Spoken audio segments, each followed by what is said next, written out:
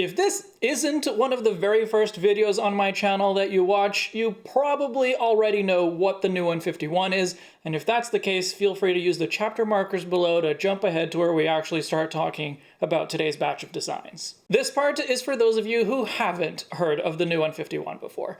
It's a project to redesign all 151 original Kanto Pokémon. My friend Infinipede and I started it for Pokémon Day 2016, and we're still working on it. Since then, we've been joined by another friend, Banana Meteor, and our most recent redesign was Staryu and Starmie. There are a bunch of ways that you can see what we've come up with. There's our Tumblr page where you can see the entire archive.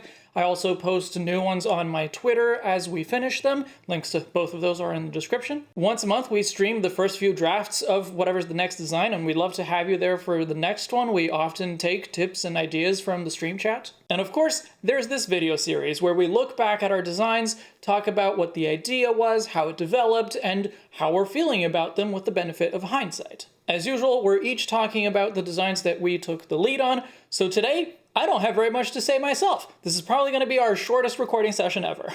Let's start with Onix. This one was Banana Meteor's concept. One of the things that I really wanted to emphasize for Onix is the ground type ability. I think something that really resonated with me when I watched the anime was Onix's ability to dig long tunnels and dig them fast. So I thought it would be kind of fun if we made its face reminiscent of a shovel to really emphasize its ability to dig. The horn, well, I don't find it offensive in any way. I think that it would cause a lot of drag if it was doing that. It wouldn't be like a fin, like cutting through water. It would just really be pulling back on its ability to dig. So I kind of moved the horns, per se, down the side of a back and curved them more so there wouldn't be as much resistance. Because something that the original Onix has is its horn is straight up, and I guess that just bothers me. One of the things we added is we added this cool little stone design to the tail. I think that added a bit more character to it. And I think the biggest change we made from sketch to final is the color. I suggested we make it a darker, shinier black to be reminiscent of Onix, the stone. While I thought it might make it look more dark type, I think it kind of works for what we were going for. And I think I've added eyebrows to a few of my designs, and I love doing that, so more power to the eyebrows. It's been a few months now, and looking back at it, I still feel pretty positive about it. I think that the shovel translates to a theme in the design without being super blatant that it's a shovel. It's something that you can learn about the design, but isn't extremely in your face, so it looks a little too tool-like. But overall, I enjoy it. Next up, Infinipede will tell you about their concept for Drowzee and Hypno. For overall design, I really just wanted to make them look more Baku-like, taking some elements of the Baku that we're missing in Hypno that made it just look kind of like a creepy old person who leads kids into the woods, taking that and leaning it more towards the traditional yokai.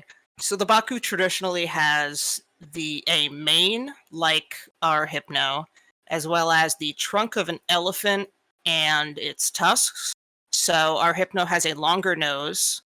It often has tiger paws or tiger arms and legs, which we gave Hypno stripes here. And our Hypno additionally has the markings of an adult Malaysian tapir, which is the markings that the original Drowzee has.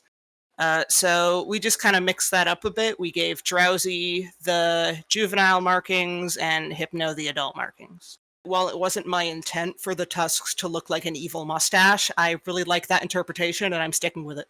And swapping out the pendulum for its tail was pushed by the chat that I actually ended up really liking. I am usually okay with Pokemon having and using tools, in particular if they're like an evolved form where it's theoretically possible that this Pokemon could have just picked up the tool when it evolved.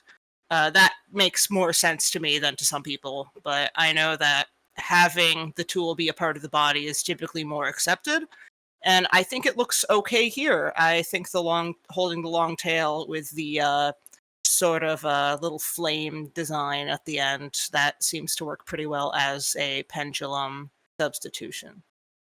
I ended up really loving the design. I think it's a lot of fun. It might be my favorite that I've done of my designs for New 151.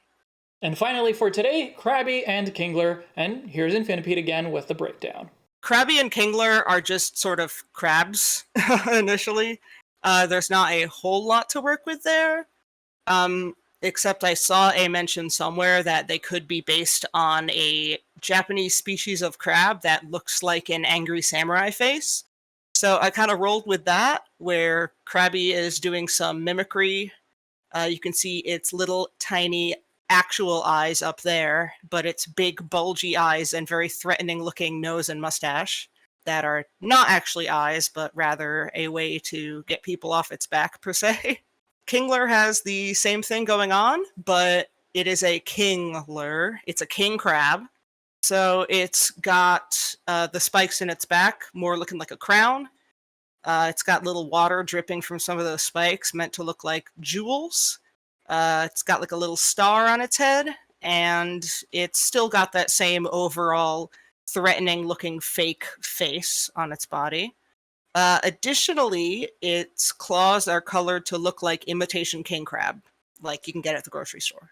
That came up during the stream, I believe, like between the two of us and maybe some people from the stream chat.